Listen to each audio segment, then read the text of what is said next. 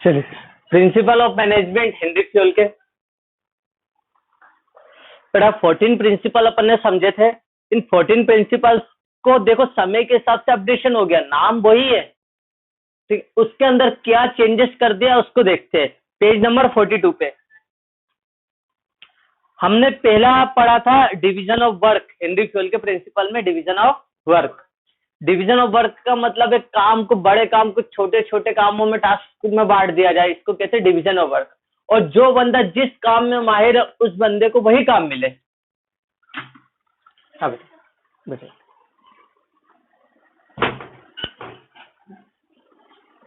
तो जो बंदा जिस काम में माहिर है उसको वही काम मिले, ये होता है डिवीजन ऑफ वर्क। उधर बढ़िया बेटा,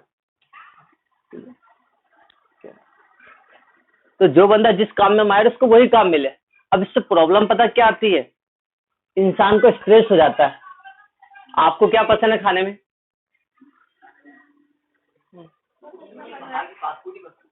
फास्ट फूड बाहर का नहीं, घर का। हाँ, कब तक खाओगे? सुबह दे दिया, शाम दे दिया, रात दे दिया, एक हफ्ते तक मैं समोसे कचौरी दूंगा आपको। तो दुनिया में सबसे ज्यादा नफरत आप उससे ही करोगे फिर।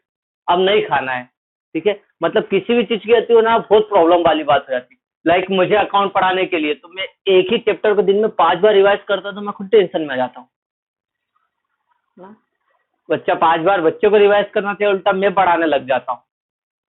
देखो ना, एक करियर कॉन्वेंट में, एक ऑल सेंट में है, फिर 2 क्लासेस मेरी है अलग अलग, मतलब 5 से 6 2 होम टीचिंग से, तो 6-7 बार में एक ही चैप्टर को, एक ही बात को बार बार दोहराता हूँ। इससे स्ट्रेस होता है। देखो, पहले लेक्चर की स्ट्रेंथ और लास्ट लेक्चर की स्ट्रेंथ में अंतर आ जाता है ना।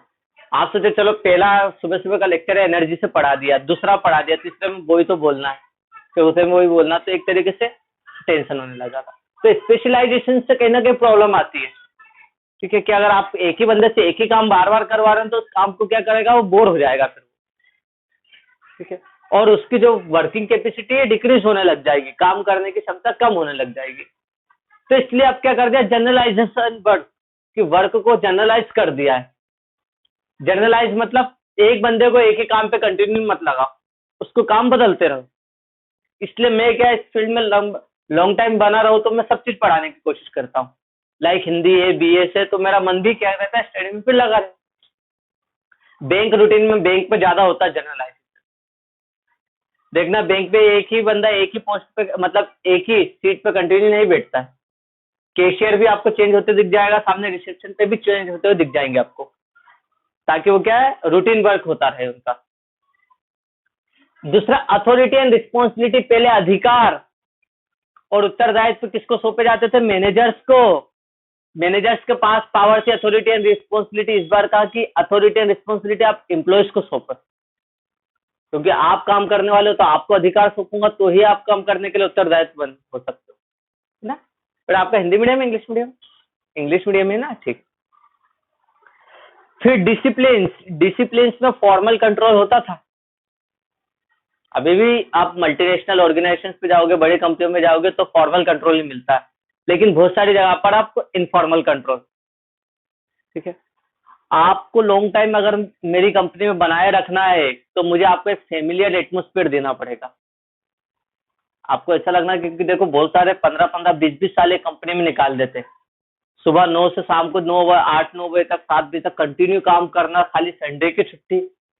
उसका मतलब वो अपने आज इनके परिवार के साथ से ज्यादा तो उस कंपनी में बिताता, तो उसको वहां पर एक पारिवारिक माहौल मिले तो ज्यादा है। मतलब इस बार कंट्रोल के साथ informal control. Unity of command, subordinated report only one boss. जो नीचे के एम्प्लॉयज थे वो किसको, केवल एक ही बॉस होता था यूनिटी ऑफ कमांड में, लेकिन यहाँ पर क्या कह दिया उन्होंने, अब क्या हो गया, मल्टीपल बॉसेस हो गए। पहले एक ही बॉस, एक मैनेजर था, अब अलग अलग मल्टीपल बॉसेस हो गए, मतलब मैनेजर्स को भी मल्टीपल्स में कर दिया है। वही unity of direction, one plan पे चलते थे, वन बॉस पे, अब यहाँ पे कर दिया मल्टीपल प्लान्स और मल्टीपल बॉसेस हो गए।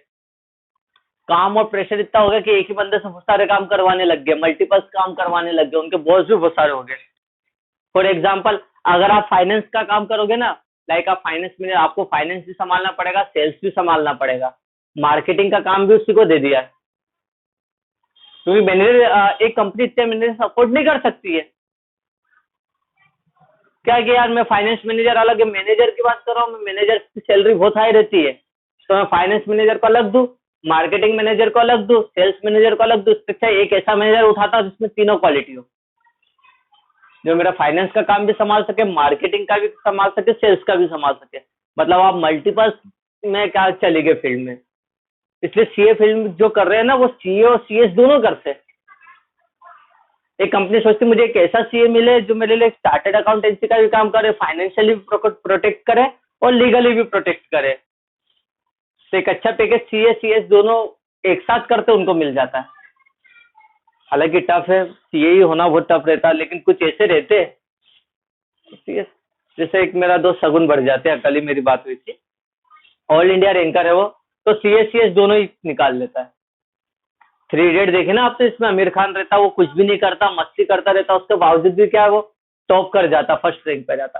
सेम ऐसे ही होते all India ranker, be practical. हम सुबह 8 बजे से लेके तो 8:30-9 बजे तक कंटिन्यू पढ़ना रहता था हमें, 1 घंटा हमें लंच के लिए मिलता था,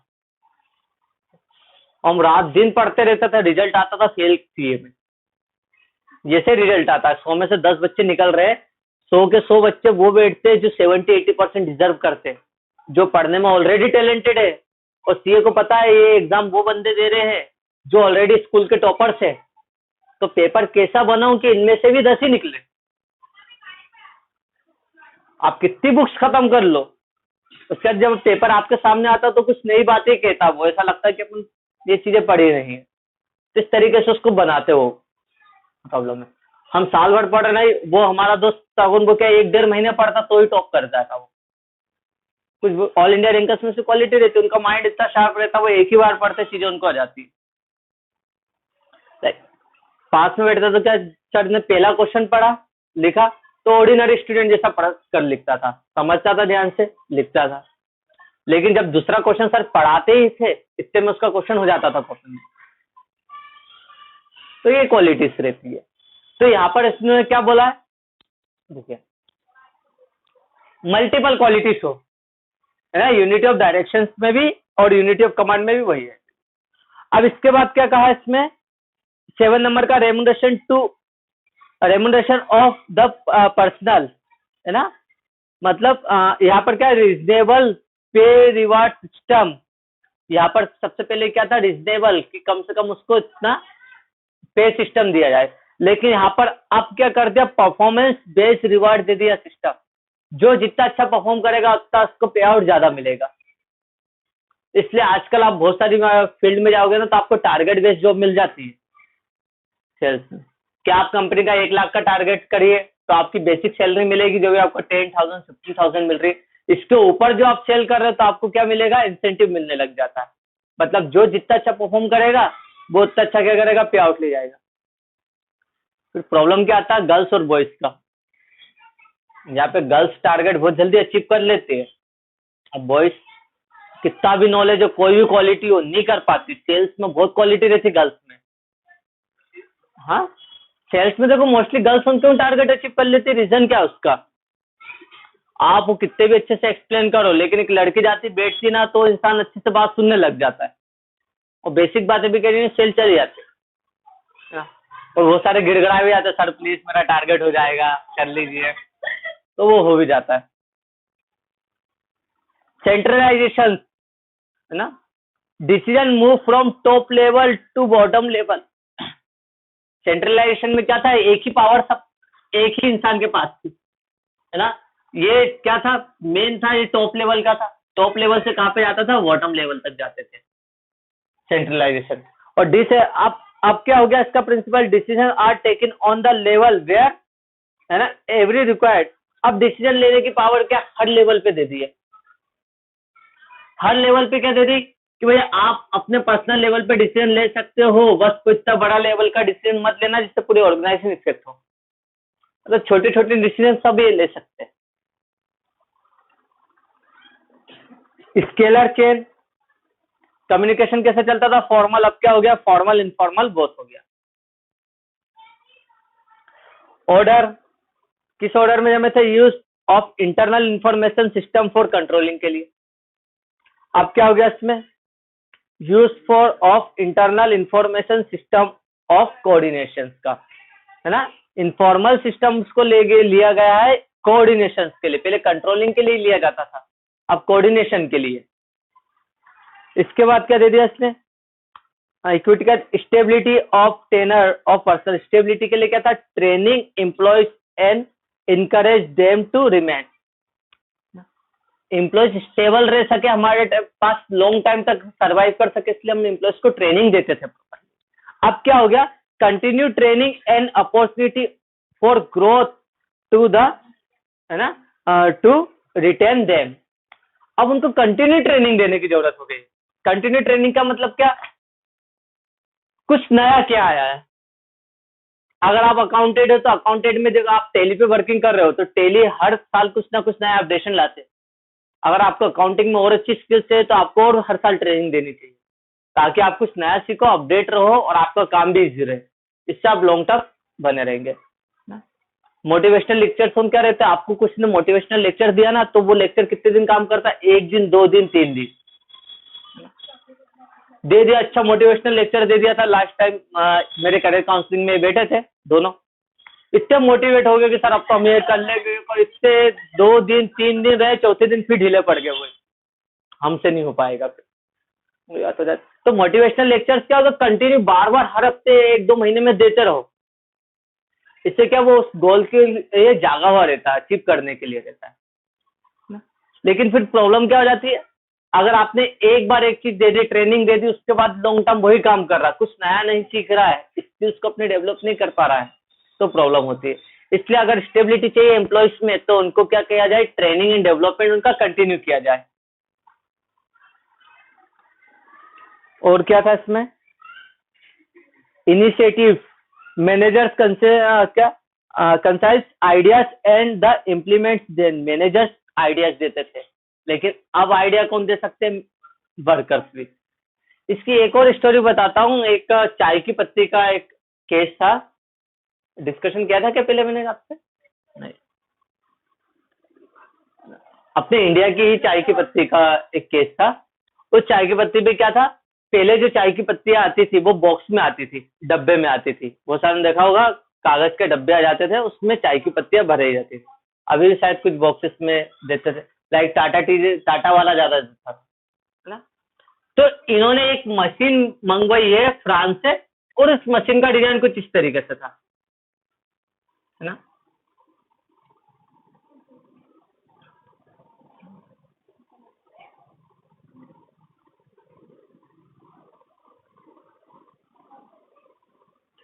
और यहाँ से एक रेक चलती थी, है ना, वे चलता रहता था। तो यहाँ पे बॉक्सेस रखे हुए थे।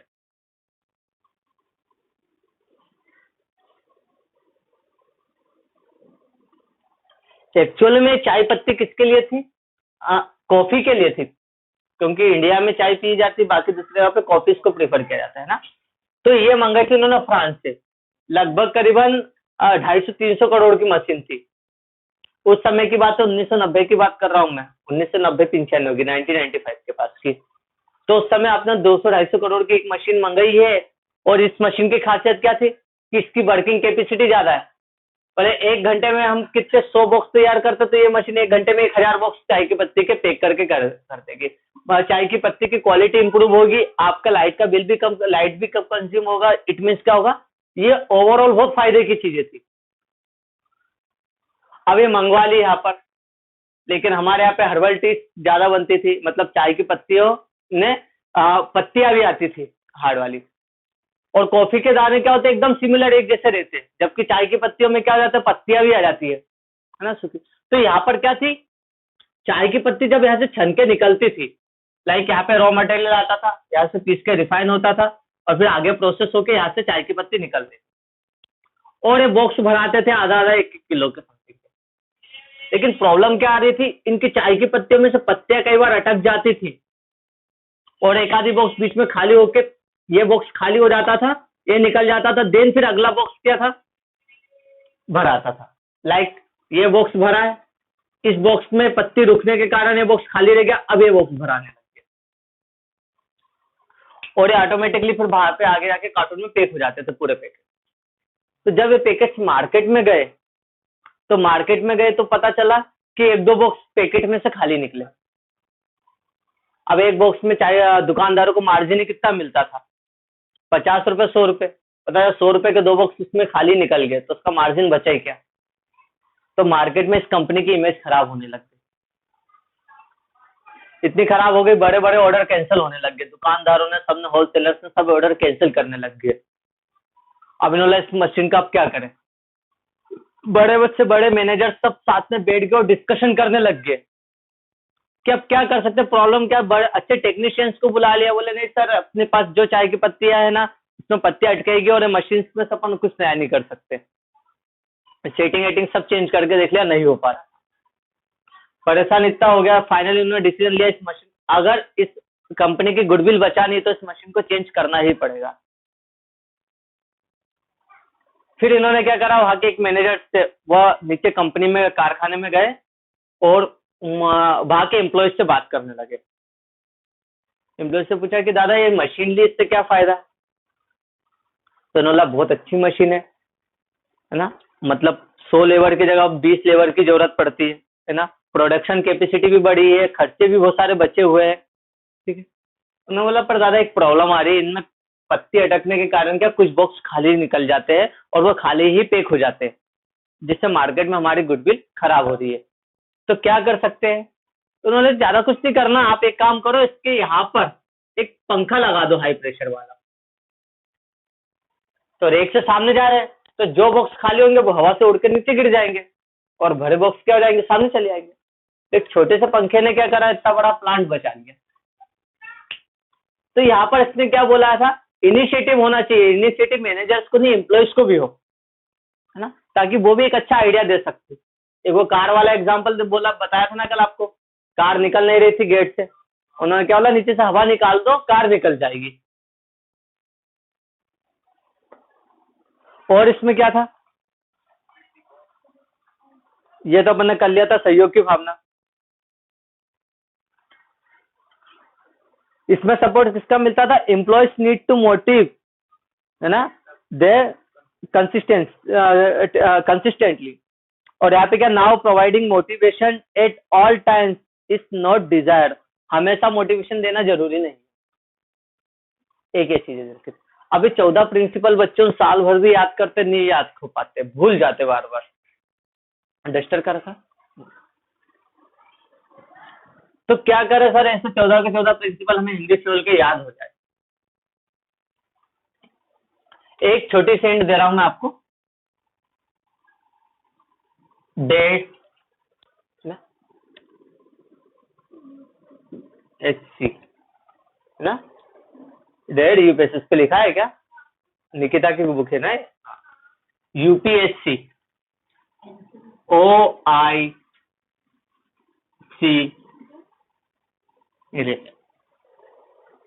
एक लाइन है जो आपको 14 प्रिंसिपल याद करवा देगी। अब आपको कितने करना है, इन 14 प्रिंसिपल्स के लिए एक लाइन है। डेड UPSC का मतलब एक एग्जाम होती है, पता है ना, गवर्नमेंट के लिए, हायर अथॉरिटीज के लिए, है ना, OIC रे, इतना ध्यान रखना। तो पहले डी से क्या आ रहा है, हाँ, डिवीजन ऑफ वर्क।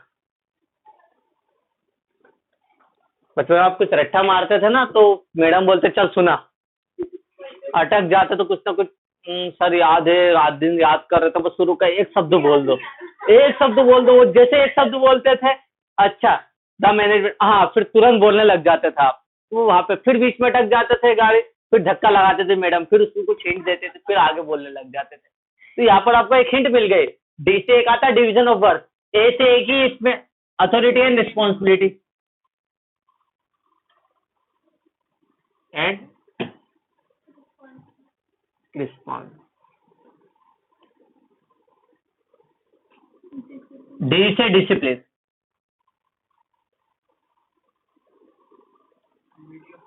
हाँ, यूनिटी ऑफ कमांड और यूनिटी ऑफ डायरेक्शन, एक ही यूनिटी से तो पता चल गया आपको, यूनिटी ऑफ कमांड एंड आ गया यूनिटी ऑफ डायरेक्शन।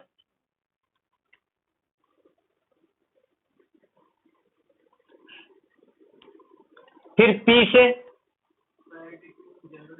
हाँ, personal interest to general interest ना,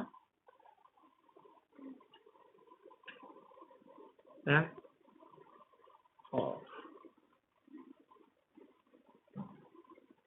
personal interest to general interest, general interest. फिर एस से, है ना, स्केलर चेन, एस सी पूरे बता रहा है, स्केलर चेन, चेन सोपान श्रृंखला। फिर सी से एक और आता है सेंट्रलाइजेशन, जेशन। ओ से ऑर्डर,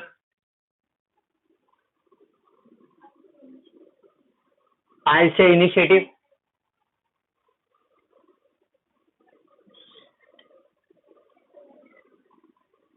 फिर स्टेबिलिटी टू एम्प्लॉयज, है ना,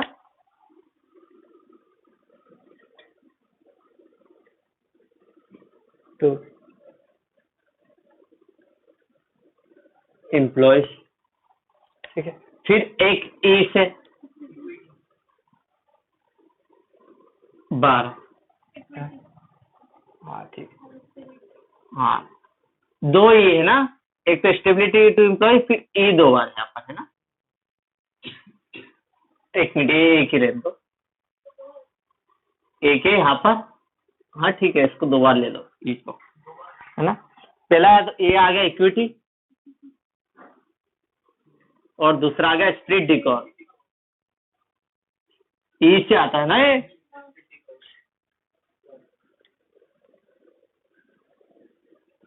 और 14 आ गया रेमुनरेशन टू एम्प्लॉय,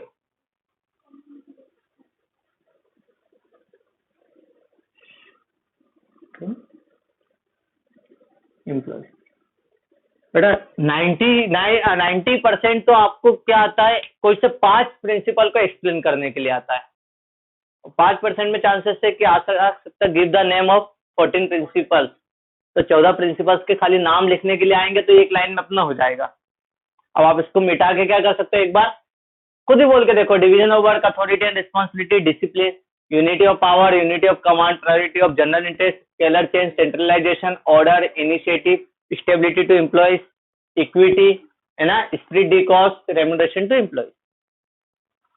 तो ये हो जाएगा बेटा, पता है ना, डिवीजन ऑफ वर्क, कार्य का विभाजन, बड़े काम को छोटे छोटे काम में बांट देना, है ना। अथॉरिटी एंड रिस्पॉन्सिबिलिटी, अधिकार एवं उत्तरदायित्व, हर एक एम्प्लॉयज का आप कुछ अधिकार सौंपे ताकि उस काम को करने के लिए वो रिस्पॉन्सिबल हो।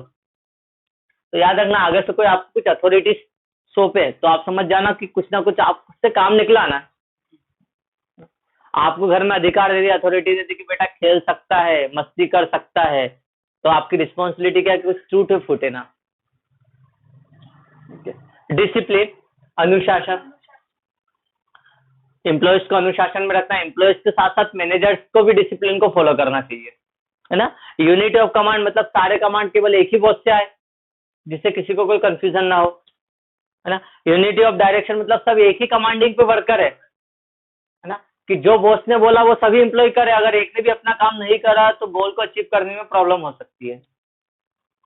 Priority of general interest to, sorry, personal interest to general interest, जब एक मैनेजर को अपने हित और कंपनी के हितों में से एक को चुनना रहे तो वो कंपनी के हित को चुने। स्केलर चेन मतलब कोई से भी अधिकारों को सौंपने के लिए, किसी बातचीत करने के लिए प्रॉपर वे कम्युनिकेशन होना चाहिए, है ना। कम्युनिकेशन की एक सिस्टमेटिक चैनल होना चाहिए, जिससे कोई सी भी इंफॉर्मेशन है सभी के पास जाए, इन रिटर्न में भी जाए। क्योंकि जब आप कोई बड़ा काम करो, डील अच्छी करो, या कोई सा ऐसा काम है जिसमें आपको ऑर्डर क्या चाहिए, ऐसा प्रूफ चाहिए, तो प्रूफ क्या होना चाहिए, प्रॉपर चेन में जाए वो, रिटर्न में जाए। सेंट्रलाइजेशन ना, सभी पावर किसके पास हो, सेंट्रलाइजेशन के पास हो। तो सेंट्रलाइजेशन या डिसेंट्रलाइजेशन प्रोसेस कब के तय की जाएगी, डिपेंड करेगा ऑर्गेनाइजेशन का स्ट्रक्चर के साथ। ऑर्डर, है ना, सब प्रॉपरली सीक्वेंस में जमा हो। इनिशिएटिव, पहल करने की क्षमता। स्टेबिलिटी टू एम्प्लॉयज, आपके एम्प्लॉय स्टेबल नहीं है तो क्या करे कि स्टेबल रहे ना। इक्विटी क्षमता, एम्प्लॉयज के अंदर कुछ ऐसी भावनाएं जगाना है कि वो उस कंपनी को अपनी कंपनी समझ के काम करें, है ना। और स्पिरिट डी कॉर्प्स, सहयोग की भावना कि सभी एम्प्लॉयज एक दूसरे के काम में सहयोग करें। और रेम्यूनरेशन टू एम्प्लॉयज, है ना, स्किल वर्कर को अच्छा पेमेंट दिया जाए, अनस्किल्ड को कम पेमेंट लेकिन उसमें इंप्रूवमेंट किया जाए। एम्प्लॉयज को दो कैटेगरी में बांटा था, स्किल्ड और अनस्किल्ड। तो बेटा 14 प्रिंसिपल्स के लिए बहुत इजी लाइन है, अगर आपने ये कर लिया तो आपको 14 के 14 प्रिंसिपल्स आ जाएंगे। इनमें से आपको जो 5 लग रहे बेस्ट वो आप लिख सकते हो। डिटेल में लिखना पड़ेगा, एक्सप्लेन का मतलब आपको डिटेल में ही बताना पड़ेगा। एक्सप्लेन एनी 5 प्रिंसिपल्स, है ना, advocated by Henry fuel.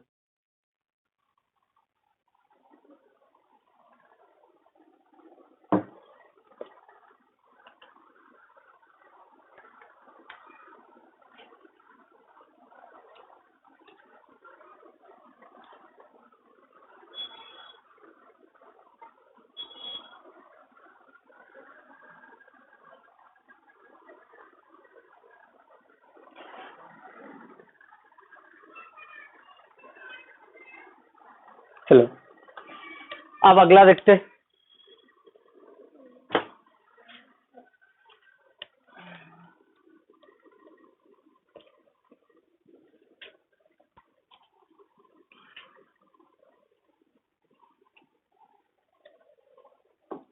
F W, है ना, टेलर, TAY है ना इसमें, है ना। FW Taylor, Frederick Winslow Taylor. क्या होता है, देखो कंप्यूटर बनाया किसने था, पहले कल्पना करी थी चार्ल्स बेबेज ने ना। उन्होंने कंप्यूटर की कल्पना करी थी। जब पहली बार कंप्यूटर बना था एक घर के बराबर था, उसकी स्टोरेज कैपेसिटी इतनी कम थी कि उससे ज्यादा कई गुना ज्यादा तो अब हमारे मोबाइल की कैपेसिटी है, और कंप्यूटर का आकार एक घर के बराबर। तो कंप्यूटर बनाने वाले ने अगर आज जिंदा होता तो खुद देख के आश्चर्य हो जाता कि उसके एक छोटे से इन्वेंशन को आज क्या है, एक हाथ तक लिया है लोगों। ठीक है, तो कुछ ना कुछ चेंजेस आना चाहिए। जैसे ये 14 प्रिंसिपल्स लगाए थे हेनरी फ्यूल ने, उसके बाद जो आए थे मैनेजमेंट के लिए प्रिंसिपल के, उन्होंने FW टेलर का नाम। FW टेलर वो थे जिन्होंने प्रिंसिपल्स ऑफ मैनेजमेंट को एडवोकेट तो करा, लेकिन इनको साइंटिफिक तरीके से प्रूव करने की कोशिश करी। इसलिए इन्हें कहा जाता फादर ऑफ साइंटिफिक मैनेजमेंट, वैज्ञानिक प्रबंध के जनक कहा जाता है। इसमें लिखा है बेटा देखो, FW Taylor was the first management thinker who insisted on the introductions of scientific method in management। मतलब मैनेजमेंट में ना साइंटिफिक मेथड का यूज किया है।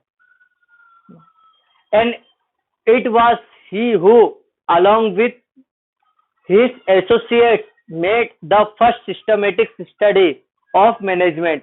इन्होंने पहली स्टडी भी किसके साथ करी थी, इनके एसोसिएट्स के साथ। इन्होंने जो बुक्स लिखी थी principal method of scientific management ना, हिंदी इसकी FW टेलर्स की बुक भी याद रखना, principles and methods of scientific management. कब पब्लिश हुई थी? 1911 में, 1911 में हुई थी। बस इसमें 2-3 चीजें याद होना चाहिए। इनके प्रिंसिपल्स को क्या कहा गया लास्ट में? साइंटिफिक मैनेजमेंट एज टेलरिज्म, है ना। इनके जो प्रिंसिपल्स को टेलरिज्म कहा जाता। तो 3 चीज आ सकती है। पहली चीज है, इन्हें क्या कहा जाता है? फादर ऑफ साइंटिफिक मैनेजमेंट के नाम से। दूसरा, इनकी बुक्स का नाम आ सकता है, कब पब्लिश हुई है। और तीसरा, इनको क्या, इनके प्रिंसिपल्स को क्या कहा जाता है? साइंटिफिक मैनेजमेंट को टेलरिज्म के नाम।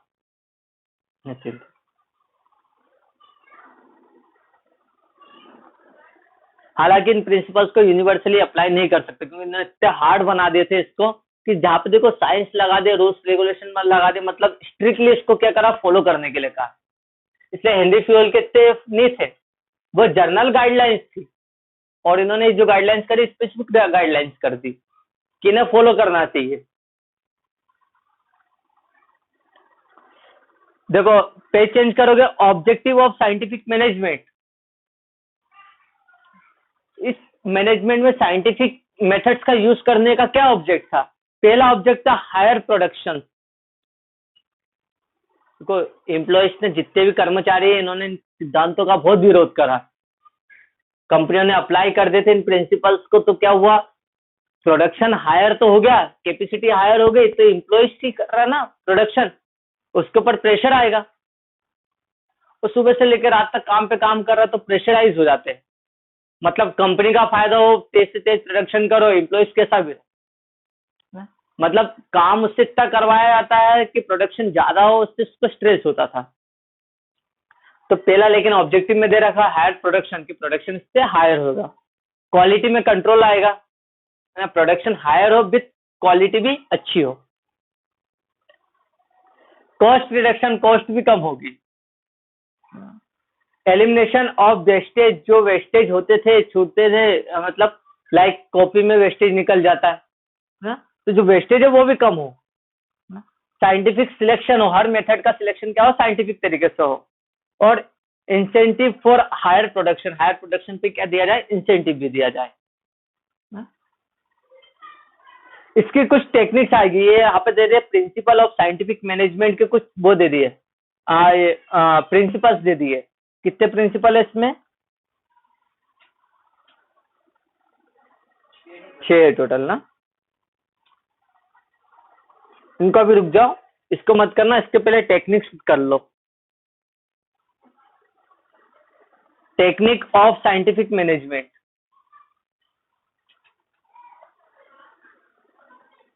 है ना। इसमें सबसे पहले देखो, मेथड ऑफ स्टडीज, इसमें ये मत करना 2 नंबर में ज्यादा आता है, तो इसमें हाँ मेथड ऑफ स्टडीज कर सकते हो वैसे, बट इसके पहले motion studies, motion study, time study.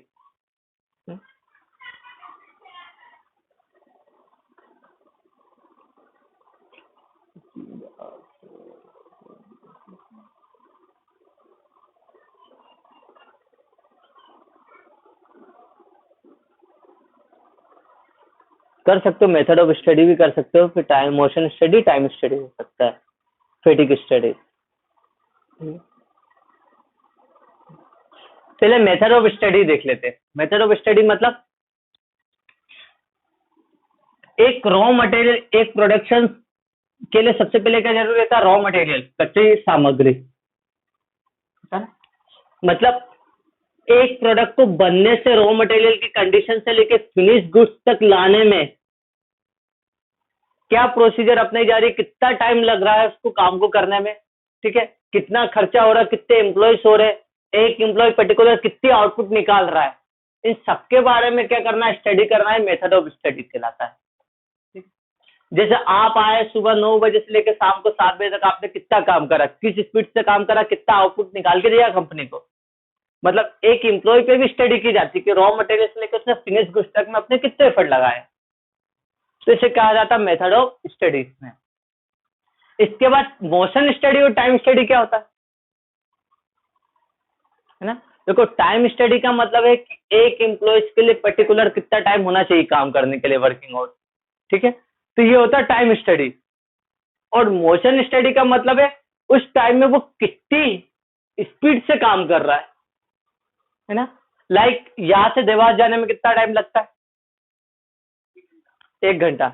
आपने बोला 1 घंटा, आपने बाइक चलाई होगी, आपने जिस स्पीड से लगाया, आपने तो एक बस स्टैंडर्ड बना दिया कि 1 घंटा लग सकता है, ठीक है, ये टाइम स्टडी। लेकिन अगर आपने बाइक स्पीड से चलाई है तो 1 घंटे से जल्दी पहुंच जाएंगे, और स्लो चले, बीच में स्टॉप लिया तो क्या होगा, है ना। मतलब जो जाने का आपने टाइम दे रखा वो 1 घंटा, टाइम स्टडी। और मोशन स्टडी मतलब उसमें अपने स्पीड से काम करा है। एग्जाम के जो स्टैंडर्ड टाइम दे रखा 3 घंटे का, ठीक है, लेकिन कुछ बच्चे ऐसे होंगे जिनका पेपर 2.5 घंटे में हो जाता होगा, कुछ ऐसे होते हैं जिनका 3 घंटे से ऊपर लग जाता होगा टाइम। तो मोशन स्टडी, टाइम स्टडी और मोशन स्टडी में अलग है। टाइम स्टडी में टाइम फिक्स रहता है, मोशन डिपेंड करता है उसकी स्पीड से कि आप किस स्पीड में उस वर्क को कर रहे हैं ना। तो यहाँ पे टाइम स्टडी और मोशन स्टडी में डिफरेंस आता है 5 मार्क्स में, difference between time study and motion studies. फिर इसके बाद आता है बेटा फैटिग स्टडीज। फैटिग मतलब थकान अध्ययन। एक जो एम्प्लॉय है कितनी देर में थक जाता है, उसको रेस्ट की जरूरत है। तो स्टडी की गई है फैटिग स्टडीज कि अगर एक एम्प्लॉय आज सुबह 9 बजे से काम कर रहा तो उसको लंच कब देना चाहिए। तो ना बोला कि मोस्टली क्या हो जाता है, एम्प्लॉय 3 से 4 घंटे काम करने का तो उसको रेस्ट देना चाहिए। तो उस रेस्ट के टाइम पे उसको क्या किया जाए, लंच टाइम रख दिया जाए, ताकि वो लंच भी कर ले रेस्ट भी कर ले, ताकि लंच करने के बाद क्या हो, फिर एटलीस्ट 3-4 घंटे करने के लिए वापस केपेबल हो जाए, है ना। तो 3-4 घंटे फिर क्या, लाइक उनका कितना टाइम दे दिया जाता है, 9 से आपका 1 बजे लंच का कर दिया, 4 घंटे काम करा आपने, 1 बजे से 1:30 तक लंच करा, 1:30 बजे फिर आप काम करने में, मतलब आधी घंटा आपको रेस्ट भी मिल गया, आपने खाना भी खा लिया, ठीक है। फिर 1:30 बजे फिर आपने काम चालू करा, तो शाम को 5 बजे फिर चाय का टाइमिंग हो जाता, 5-10 मिनट आपने फिर रेस्ट करा, फिर 2 घंटे की फिर एनर्जी करके उन्होंने फिर काम करा। तो इससे क्या हुआ, फैटिग स्टडी करने के बाद ही ये ब्रेक क्या निकाला, टाइम ब्रेक निकाला इन्होंने। तो ये था फैटिग स्टडी। अब इसमें एक बार different piece rate plan, different है ना, पीसेस रेट प्लान, इसमें भी वही दे रखा है बेटा जो हिंदी फ्यूल में दे रखा था ना, रेम्यूनरेशन टू एम्प्लॉय, इसको उसने साइंटिफिक मेथड से कर रखा। साइंटिफिक मेथड का मतलब क्या है, देखो एम्प्लॉयज को 2 कैटेगरी में बांट दो, एक होता है स्किल वर्कर, एक होता है अनस्किल्ड वर्कर, और एक आउटपुट रख दो, स्टैंडर्ड आउटपुट ना, आउटपुट लाइक एक अपन कौन सा एग्जांपल ले रहे थे, बेक कंपनी का ले रहे थे, ठीक है। आप उस बेक कंपनी में एक लेबर हो और आप यहाँ पे एक स्टैंडर्ड निकाल दिया, लाइक आपने एक दिन में क्या करा, 10 बेक बनाए, आपने 12 बनाए, आपने 9 बनाए, आपने 11 बनाए। तो मैंने एक स्टैंडर्ड फिक्स कर दिया कि एक दिन में एक एम्प्लॉय कम से कम 10 बेक तो बना देता है। फिर आपका टारगेट है एक दिन में आपको 10 बेक बनाने क्वालिटी से। तो जो भी एम्प्लॉय जो स्टैंडर्ड आउटपुट को टच करता है उससे मान लिया जाता है स्किल वर्कर, और जो एक दिन में 10 बेक से कम बनाता है उससे अनस्किल्ड मान लिया जाता है। तो इसमें डिफरेंट रेट पीस प्लान में क्या कर दिया कि एम्प्लॉयज को 2 कैटेगरी में बांट दिया, स्किल्ड में और अनस्किल्ड में। वो एम्प्लॉय जो एक स्टैंडर्ड आउटपुट एक स्टैंडर्ड टाइम में बना देता है कि आपका टाइम है 8 घंटे का, 8 घंटे में 10 बेक बन जाना चाहिए, ठीक है। तो आपका स्टैंडर्ड टाइम दे दिया, स्टैंडर्ड आउटपुट दे दिया। तो वो एम्प्लॉय जो एक स्टैंडर्ड टाइम ही स्टैंडर्ड आउटपुट निकाल के देता है, वो स्किल वर्कर उसको हायर वेजेस दिया जाए, अच्छा पेमेंट दिया जाए, ठीक है। और जो एम्प्लॉय एक स्टैंडर्ड आउटपुट में क्या टाइम में स्टैंडर्ड आउटपुट नहीं निकाल पाता है, उससे वेजेस क्या किया जाए, कम दी जाए और उस पर इंप्रूवमेंट वर्क किया जाए। मतलब इसमें क्या करा, वेजेस को 2 कैटेगरी में बांट दिया, है ना। वो एम्प्लॉय जो स्टैंडर्ड आउटपुट कम देते हैं और वो एम्प्लॉय जो स्टैंडर्ड आउटपुट क्या करते हैं, ज्यादा देते हैं, स्किल वर्कर और अनस्किल्ड वर्कर में, कुशल और अकुशल श्रमिकों में बांट दिया। इसमें स्टैंडर्डाइजेशन का क्या होता है, स्टैंडर्ड क्या होगा, प्रमापीकरण का सिद्धांत। देखो हर इंसान का कुछ स्टैंडर्ड रहता है, लाइक कुछ ऐसे रहते हैं कि सर हम पहनेंगे तो नाइकी के शूज पहनेंगे, है ना। हमारा स्टैंडर्ड, हम मोबाइल भी चलाते हैं ना तो एप्पल चलाते हैं या हम इस चीजों का यूज करते हैं। खाने में हमारा स्टैंडर्ड है कि कुछ ऐसे कि हम बासमती से नीचे नहीं आते चावल में, तो उनका स्टैंडर्ड क्या है, वो बासमती राइस का यूज करते हैं, है ना। लेकिन कुछ ऐसे होते हैं जो लो स्टैंडर्ड में कि बासमती में दूसरे चावल का यूज करते हैं और कोई अलग आता है। तो स्टैंडर्ड हर इंसान ने अपना एक स्टैंडर्ड फिक्स कर दिया। जैसे इन्होंने बोला कि अगर आपको एक अच्छा प्रोडक्शन चाहिए, एक अच्छा आउटपुट चाहिए, तो आप अपना एक स्टैंडर्ड फिक्स कर लीजिए। स्टैंडर्ड मतलब आप जो इक्विपमेंट का यूज करते हैं उन्हीं इक्विपमेंट को मंगाइए, है ना। एक स्टैंडर्ड मशीनों का यूज कीजिए, एक स्टैंडर्ड टाइम कर दीजिए कि एक स्टैंडर्ड टाइम मतलब किसी भी काम को करने के पहले उसका अनुमान लगा लेना कि इतनी देर में इतना काम हो जाएगा।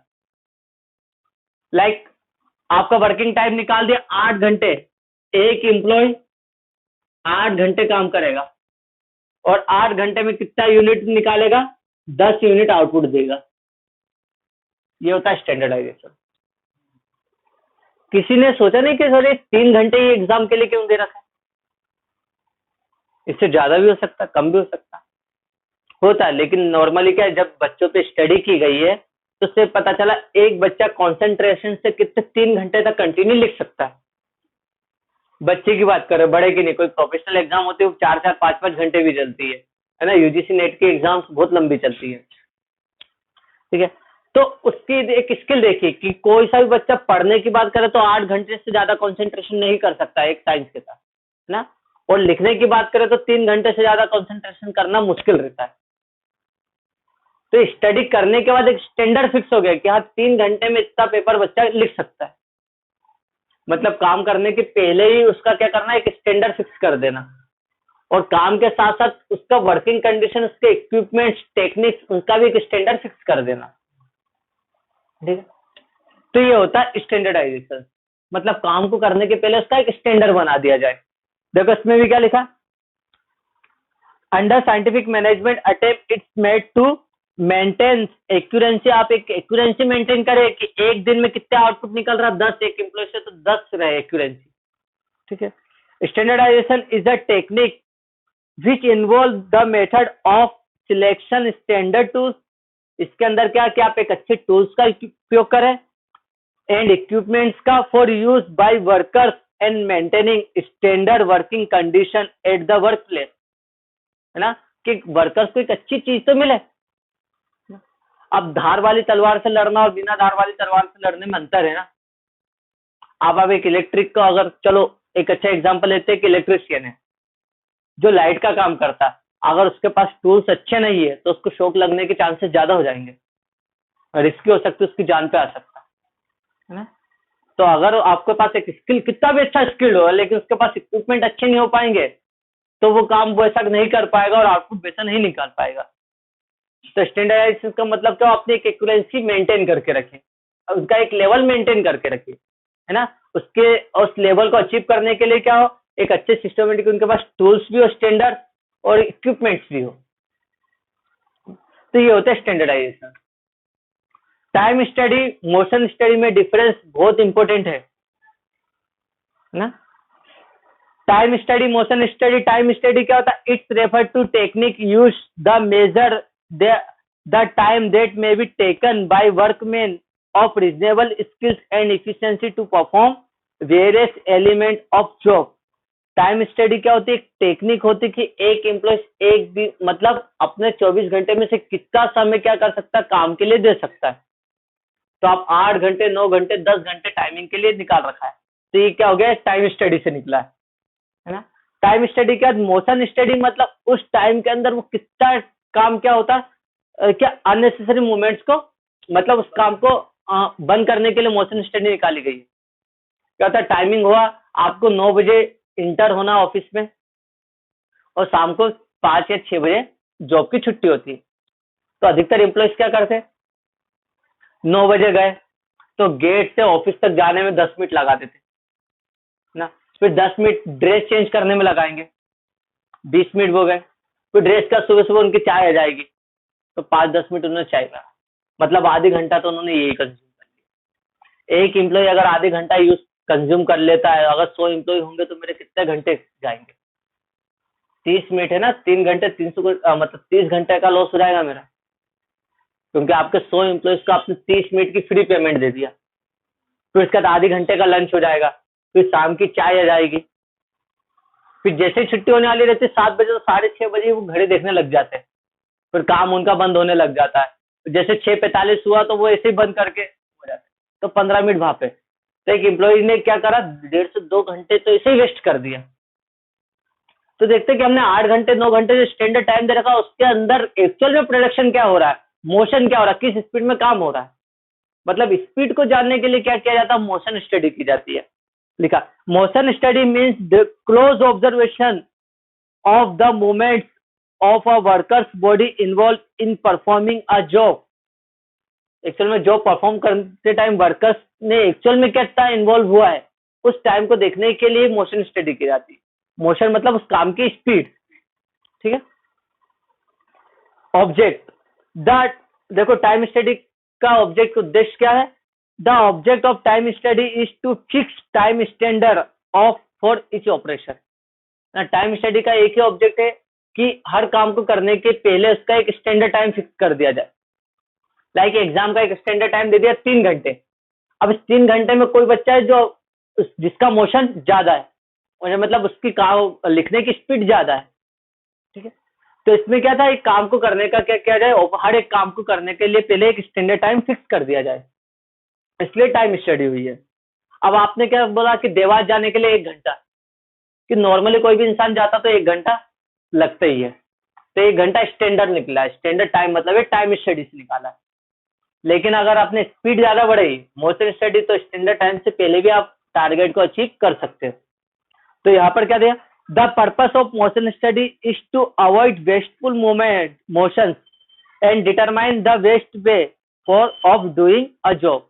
मोशन स्टडी को करने का क्या ऑब्जेक्ट है कि भाई अननेसेसरी जो काम हो रहा है, मैंने बताया गेट से यहाँ तक आने में 10 मिनट, ड्रेस चेंज करने में 10 मिनट, चाय पीने में 10 मिनट, खाना खाने में, तो अननेसेसरी मूवमेंट्स को रोकने के लिए क्या किया जाता है, मोशन स्टडी किया जाता है। अब कुछ ऐसे रूल्स दे दिए है कि भैया ड्रेस आप घर पे दे दिए, घर से ही पहन के आइए आप, एक है।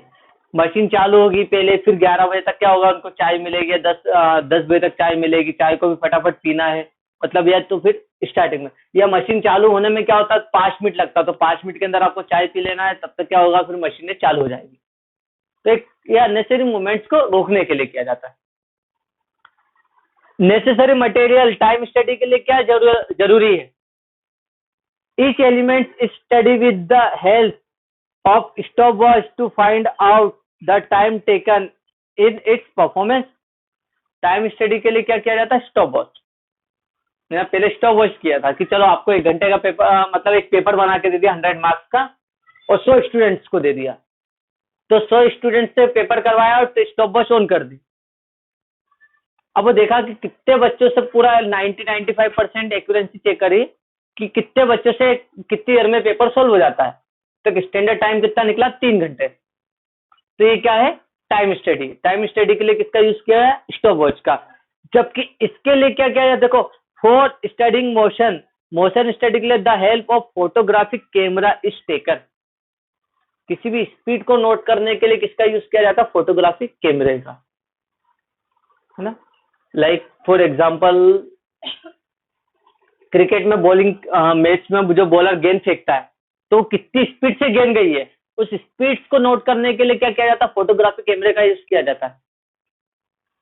बॉल की स्पीड कैसे बताई जाती है, तो टारगेट बॉल को कर देते हैं कि वो किस स्पीड से गई है, मोशन स्टडी है उसकी, है ना। टाइम स्टडी मतलब 1 आवर कितनी देर में कंप्लीट हो जाता है, और मोशन स्टडी उस बॉल की स्पीड को मेंटेन करने के लिए, मतलब चेक करने के लिए किया जाता है। फिर देखो, बिफोर और आफ्टर टाइम स्टडी हमेशा पहले की जाती काम के, और मोशन स्टडी काम हो जाने के बाद देखी जाती किसने कितना काम किया है। Wages, if a worker complete the task before standard time, यदि कोई वर्कर एक स्टैंडर्ड टाइम से पहले काम कंप्लीट कर देता तो उसको वेजेस हायर दी जाती है। जबकि मोशन स्टडी में क्या है, इस हायर वेजेस का क्या है, मतलब कोई रूल्स एप्लीकेबल नहीं होता है। पर्पस दे दिया है टाइम स्टडी का, purpose of time study is to increase efficiency of workers की एफिशिएंसी को वो रोकना, और इसमें क्या वेस्टफुल और अननेसेसरी मूवमेंट्स को रोकना है, अनावश्यक गतिविधियों को रोकना रहता है, कि जो वेस्टफुल मूवमेंट्स आ रहे, जो वेस्टेज आ रहे, उनको रोकने के लिए मोशन स्टडी की जाती है। यहां तक तो बेटा ये चीजें आ गई थी। तो आपको क्या आता है, पहला क्वेश्चन आता है, explain any 5 principle of management advocated by Henry Fayol. 5 principle उसके आ सकते हैं, ठीक है। ऑब्जेक्ट आ सकता है प्रिंसिपल ऑफ मैनेजमेंट का, या हेनरी फ्यूल के प्रिंसिपल आ सकते हैं, ये एफ.डब्ल्यू. टेलर के आ सकते हैं। एफ.डब्ल्यू. टेलर के प्रिंसिपल्स में क्या आ सकता है, difference between time study and motion study, explain standardization 2 number में, explain different rate piece plan, ये आ सकता है, ठीक है। ये 2 नंबर में आते हैं वैसे तो, स्टैंडर्डाइजेशन, है ना, डिफरेंट रेट पीस प्लान। इसके अंदर एक हटा दिया लेकिन आता है एग्जाम में, वो आता मेंटल रिवोल्यूशन, इसमें नहीं है बुक में, आपकी बुक में भी नहीं, लेकिन परीक्षा बोर्ड में देखोगे तो मिलेगा, और एग्जाम पेपर में भी देखोगे तो मिलेगा आपको। मेंटल,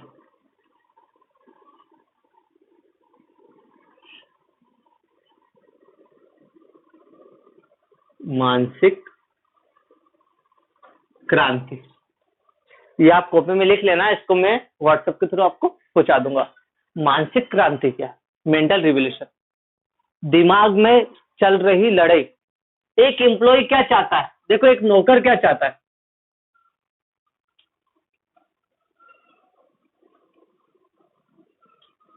और एक मालिक क्या चाहता है, एम्प्लॉयर।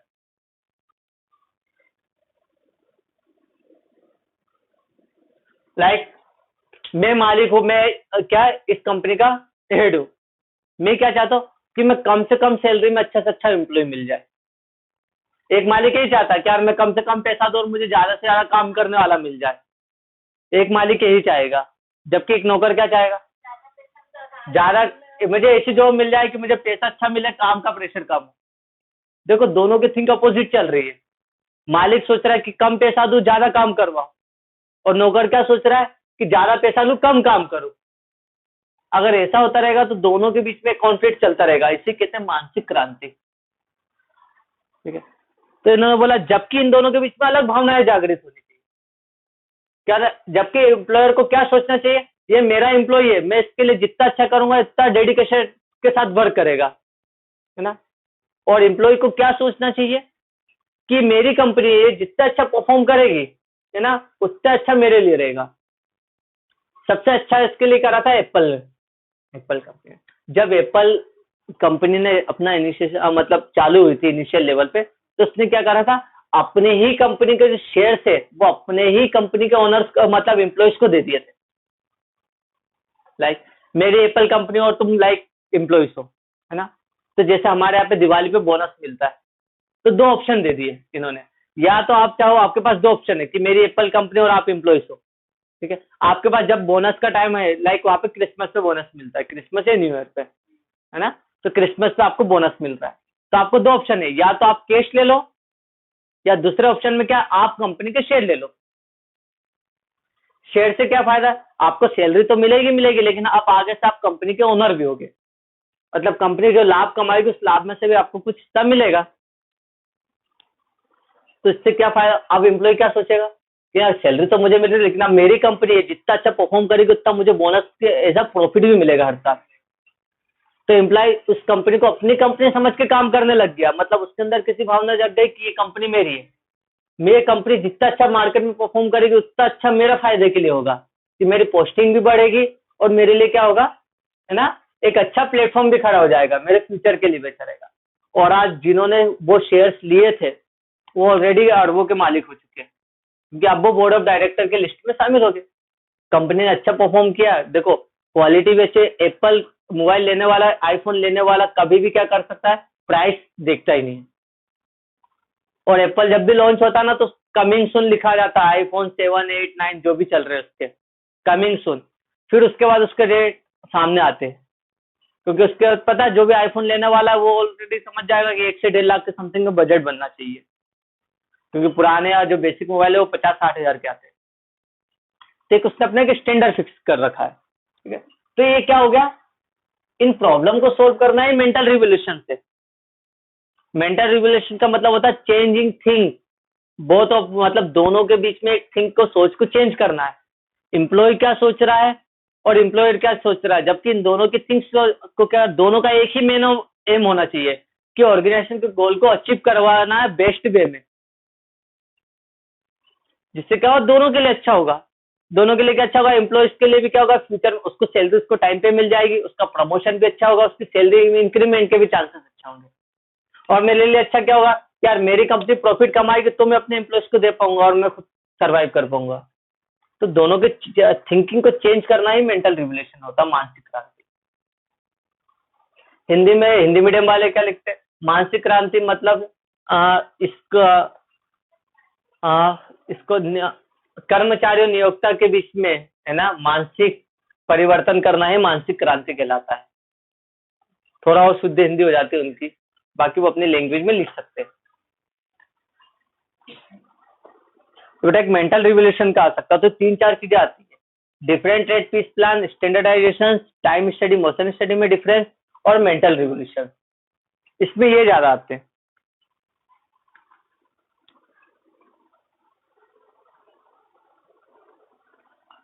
फिर जो क्वेश्चन बनते हैं वो बनते हैं कंपैरिजन।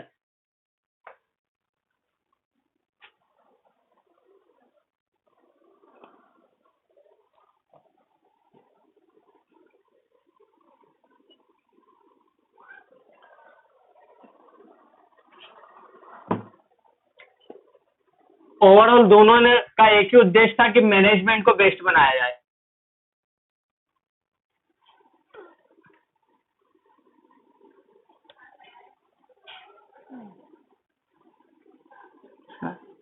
एंड फिर दोनों में क्या सिमिलरिटी,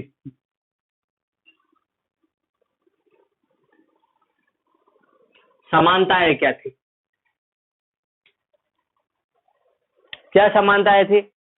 सबसे पहली समानता थी, दोनों ने सबसे बड़ा प्रॉब्लम क्या माना बिजनेस में एक मैनेजमेंट को, कि जब तक आपके पास एक अच्छा मैनेजर नहीं होगा ना, तब तक कोई सी भी ऑर्गेनाइजेशन तब तक गोल को अचीव नहीं कर सकती है। जब तक टीम में, क्रिकेट टीम में एक अच्छा कैप्टन नहीं मिला था, तब तक इंडिया टीम लड़खड़ाती ही रही।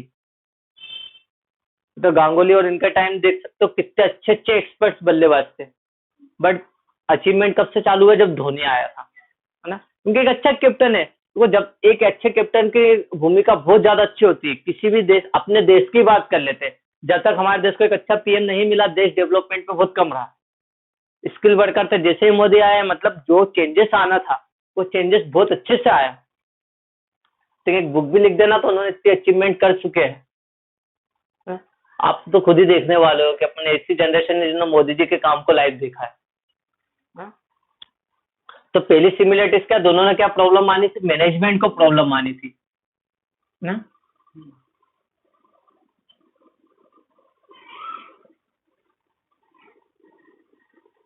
दोनों ने ही प्रबंध को सबसे ज्यादा महत्व दिया, प्रबंध को एक गंभीर समस्या माना है, ठीक। और दोनों ने क्या करा, देखो, ह्यूमन एलिमेंट, इंसान को ज्यादा महत्व दिया।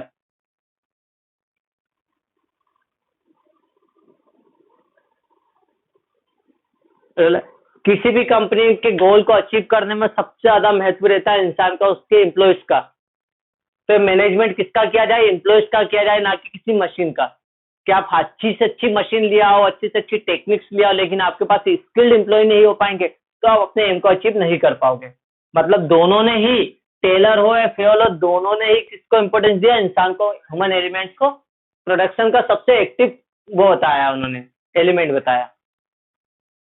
फिर दोनों ने ही इस अप्रोच को साइंटिफिक अप्रोच माना है ना। लेकिन प्रिंसिपल देखो, इसने प्रिंसिपल क्या करा था? साइंटिफिक प्रिंसिपल को लिया, लेकिन इसकी भी अप्रोच एक साइंस की भी थी, है ना।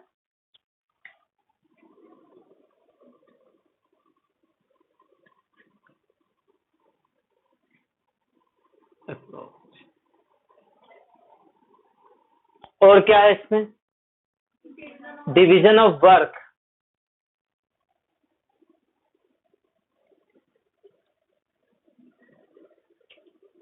दोनों ने ही क्या कहा कि भैया आप बड़े काम के हो क्या, छोटे छोटे काम में बांट देना। दोनों ने ही डिवीजन ऑफ वर्क को इंपॉर्टेंस दिया है। मतलब ये इनकी सिमिलरिटीज थी, दोनों की सोच एक जैसी थी। दोनों ने मैनेजमेंट को प्रॉब्लम माना, दोनों ने ह्यूमन एलिमेंट्स को ज्यादा अच्छे फैक्टर माना, दोनों की अप्रोच साइंटिफिक अप्रोच थी, और दोनों ने ही डिवीजन ऑफ वर्क को इंपॉर्टेंस दिया है। और डिसिप्लिन, मैनेजमेंट को ऐसा डिसिप्लिन स्टेबल करा इसने। लगा मैनेजमेंट में अनुशासन का होना सबसे ज्यादा इंपॉर्टेंस माना है ना।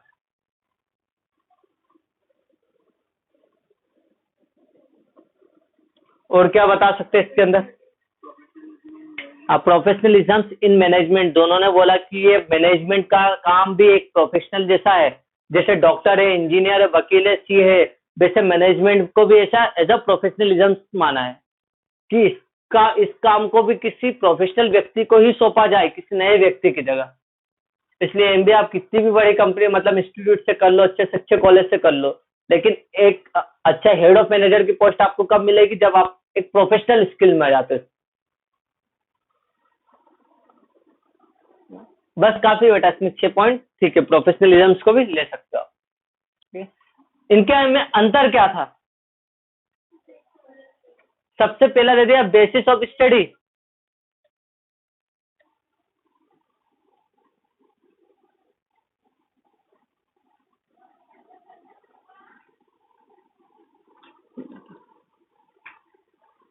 बेसिस ऑफ स्टडी कंप्लीट ही कर लेते ना बेटा।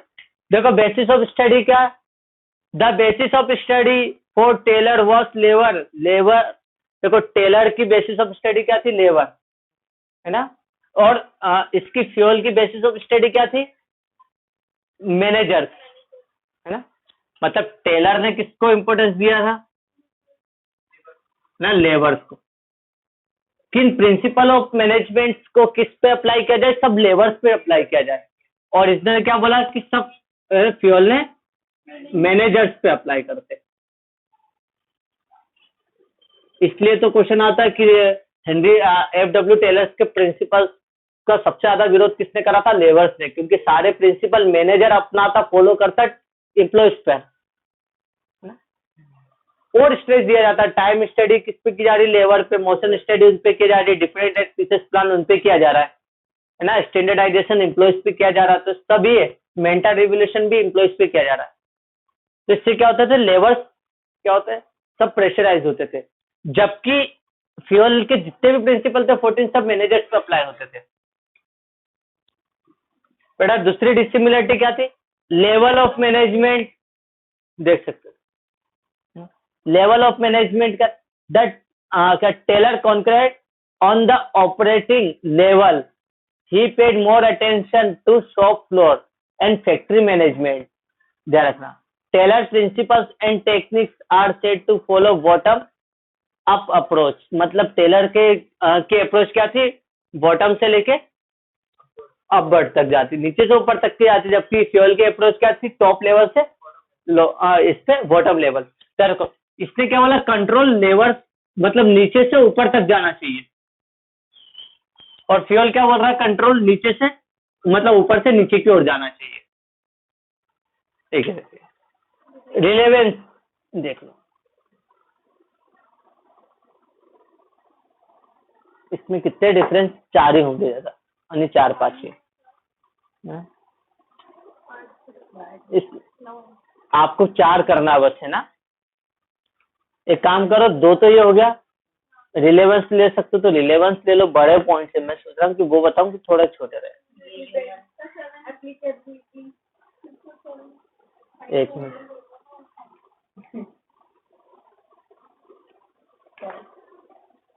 ह्यूमन एलिमेंट्स देख लो ना।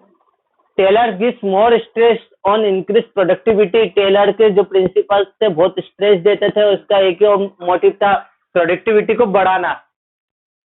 हाँ, जबकि फ्यूल का क्या था, ह्यूमन एलिमेंट्स को ज्यादा इंपॉर्टेंस दिया था। ठीक है, और इसमें क्या था, इनिशिएटिव, स्टेबिलिटी ऑफ सर्विस और एंड स्पिरिट ऑफ कोऑपरेशन पे ज्यादा वर्क दिया इन्होंने। ठीक है, मतलब टेलर्स के प्रिंसिपल किस पे थे, प्रोडक्शन पे बेस्ड थे, और फ्यूल के प्रिंसिपल एम्प्लॉयज पे बेस्ड थे। प्रोस्पेक्टिव देख सकते हो, अच्छा पॉइंट है भी, है ना। Taylor approach was a type of efficiency management. ध्यान रखना, it had a narrow perspective. इसका प्रोस्पेक्टिव बहुत नैरो था, छोटा था। ठीक है, जबकि फ्यूल का प्रोस्पेक्टिव वाइडर था, बड़ा था। ठीक है, this scheme was to involve principles which could be applied to administration in different spheres. Applicability देखो, Taylor's techniques are not universally applicable ना, पूरी दुनिया में मतलब अपना नहीं होती है, लेकिन इसकी फ्यूल की क्या यूनिवर्सली एप्लीकेबल होती है, क्योंकि जनरल गाइडलाइन है। एक ही पॉइंट भी ले सकते हो, टेलर्स की जो टेक्निक्स है वो स्पेसिफिक गाइडलाइन है, और फ्यूल की टेक्निक्स क्या जनरल गाइडलाइन है। 4 पॉइंट्स आपको ये लेना। आपको ये 4 मार्क्स में आता है, क्या आता है इसमें, 5 मार्क्स में आता है तो क्या आता है, explain similarities and dissimilarities between Fayol and Taylor, तो आपको 4-4 बतानी रहती है। 5 नंबर में 8 पॉइंट लिखने रहते हैं यहाँ पर, या 3-3 पॉइंट्स भी लिख दोगे तो भी परफेक्ट है, 6 पॉइंट्स में कंप्लीट हो जाएगा। 3 सिमिलरिटीज बता दो, 3 डिसिमिलरिटीज बता दो, तो भी हो जाएगा बेटा। इस चैप्टर को एक बार और रिवाइज करेंगे, और एक क्वेश्चन अपना ये रह गया है कि अपने पास इतना टाइमिंग नहीं रहता बीएस पढ़ने के लिए, 1-2 दिन में ही चैप्टर कंप्लीट करना पड़ेगा, क्यों अकाउंट आपका बहुत सारा है अभी। तो जो जो इम्पोर्टेंट क्वेश्चन थे वो मैंने आपको बता दिए, इससे बाहर नहीं जाएगा आपका पेपर। क्वेश्चंस लिखना, इनके क्वेश्चंस लिख लो, टिक लगाना तो टिक लगा लो, है? लिखना है कि टिक लगाना है? टिक लगा लो फटाफट।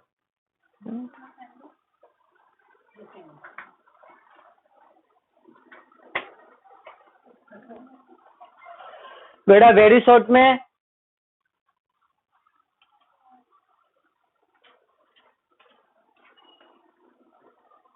पहला question, define the principle of management, page number 52, 52 पे क्वेश्चन आंसर पे बता रहा हूँ ना, पहले तो मैं आप यहाँ पे ढूंढ लेना फिर उसको। वेरी शॉर्ट में पहला क्वेश्चन, इसके बाद 3rd नंबर का, the principle of management are universal, explain in brief, ठीक है। इसका 6 नंबर का, what do you mean by mental revolution, आ गया ना इसमें, लेकिन वहां पर नहीं मिलेगा, बुक में नहीं मिलेगा आपको ये।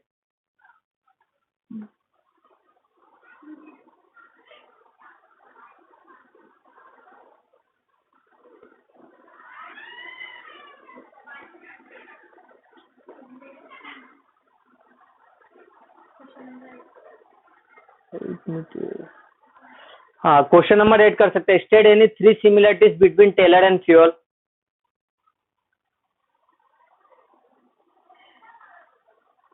11 नंबर का, explain the Taylor principle of discrimination wages, ये कौन सा है?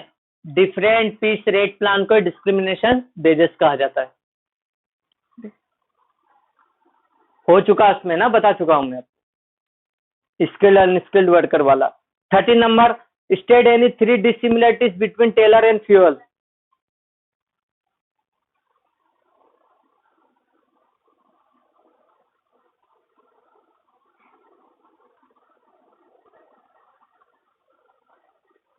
फिर इसके बाद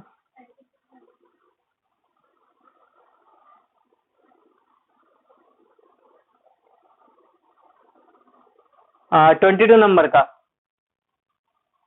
describe any 5 principle of management advocated by Henry Fayol. 5 principles को बताना है,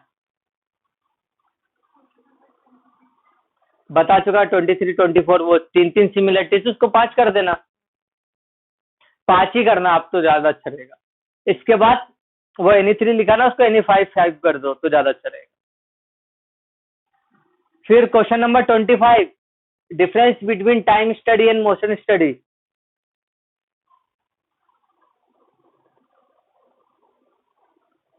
फिर 29 नंबर का, 29 नंबर का बेटा, समझाना स्टैंडर्डाइजेशन ऑफ वर्क और मेथड ऑफ स्टडी।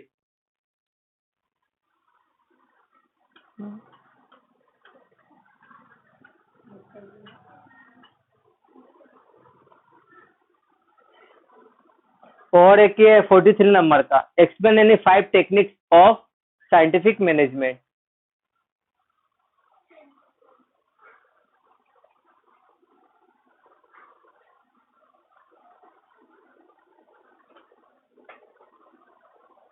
इनमें से कोई से क्वेश्चन छूटे तो नहीं बेटा? यही क्वेश्चन एग्जाम में मिलेंगे आपको। तो तब पर्टिकुलर में बीएससी पढ़ाता और एक उसके लेक्चर डेली लगता, तो फिर अपने पास बहुत टाइम था, एक टॉपिक को अपन एक ही दिन में खत्म करते तो टाइम मिल जाता, लेकिन अपने को 1-2 दिन में ही चैप्टर कंप्लीट करना था। ऑब्जेक्टिव से एक बार पढ़ के देखना, हो जाएंगे आप, ठीक है।